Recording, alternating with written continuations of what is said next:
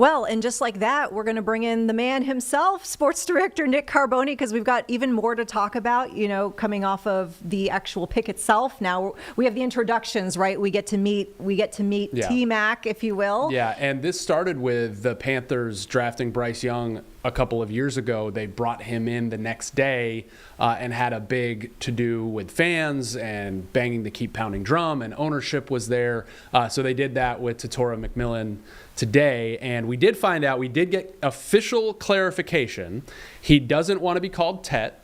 He doesn't really want to be called by his first name fully, Tetairoa. He does want to be called TMac, and that is a capital T, no hyphen, no space, then capital M, then lowercase AC. So today at the news conference, he was addressed as TMac. So, but he was a great interview today.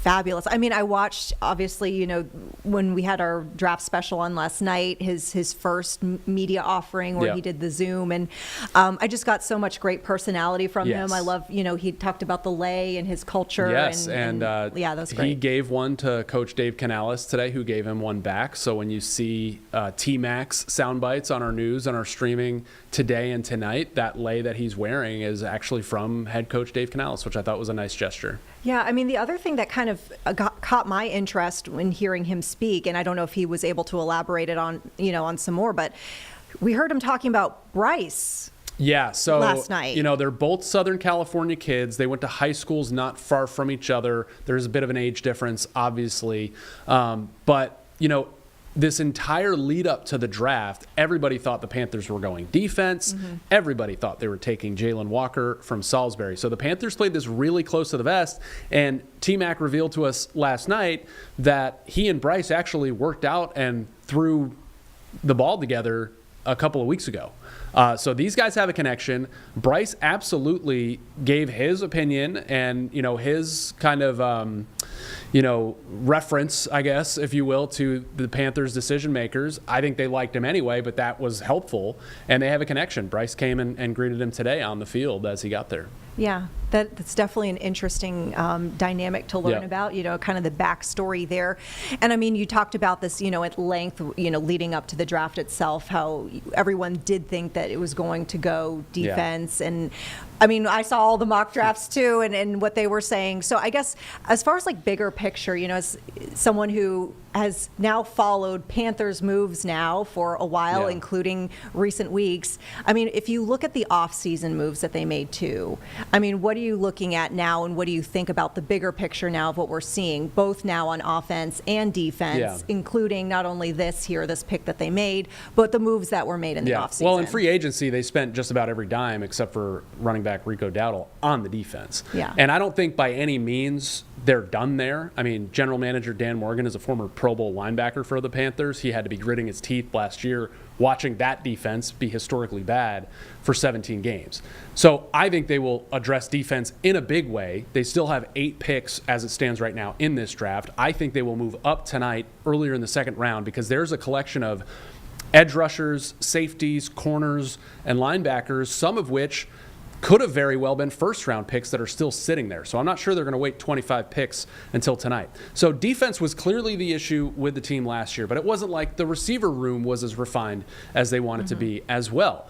Now, they've struck out in the last handful of years on receiver picks.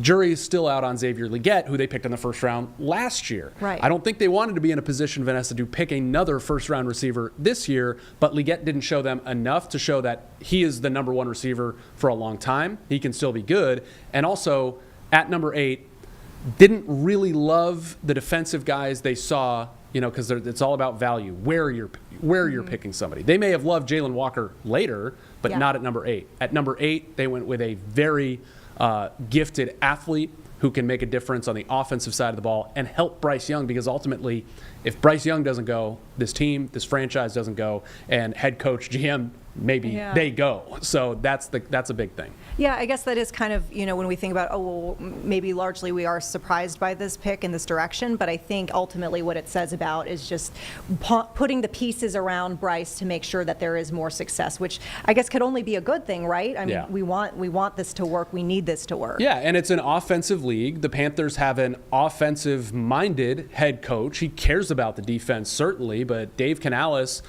you have to give him a lot of credit for Bryce's turnaround last year and just the way he handled that entire situation. I mean, he's been around, he looks young, but he's been around the league for almost 20 years working under Pete Carroll, who is a master of dealing with just individual people. The players are people too, and how to deal with that. So, I think he's very excited to work with a receiver of this caliber and fold him into the offense that really started to kind of click at the end of last season. Now, you mentioned Leggett a few moments ago.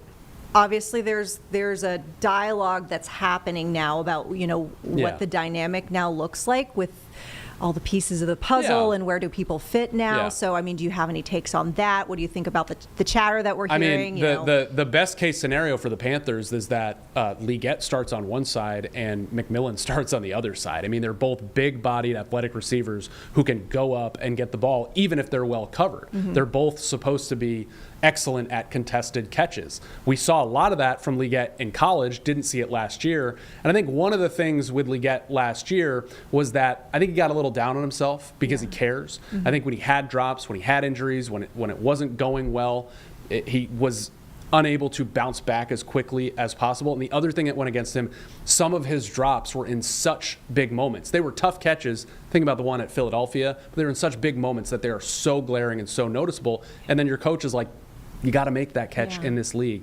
But I do think there's still space for him.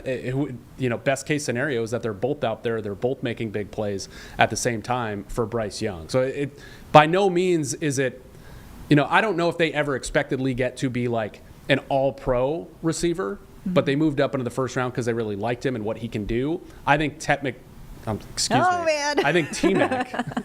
TMac is somebody that they view as somebody that can be one of the best receivers in the league someday. Yeah.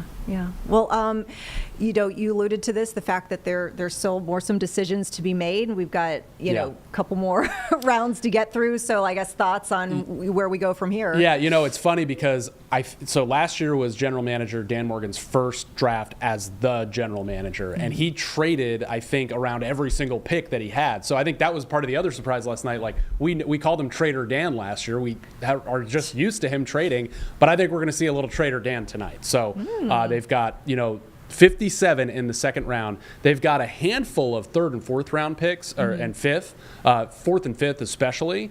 So they couldn't undercut 57 last night by trading back and picking up somebody's second rounder, but now you can work your way up with some of the picks they have in the next couple days. So I am pretty sure, and by the way, I will be coming in here immediately on WC. I'm 10 feet away. As soon as the Panthers make a pick, we're going to break it down in here on WCNC Plus, and I have a feeling I will be coming here a little bit closer to 7 o'clock than they're scheduled to pick right now. Yeah.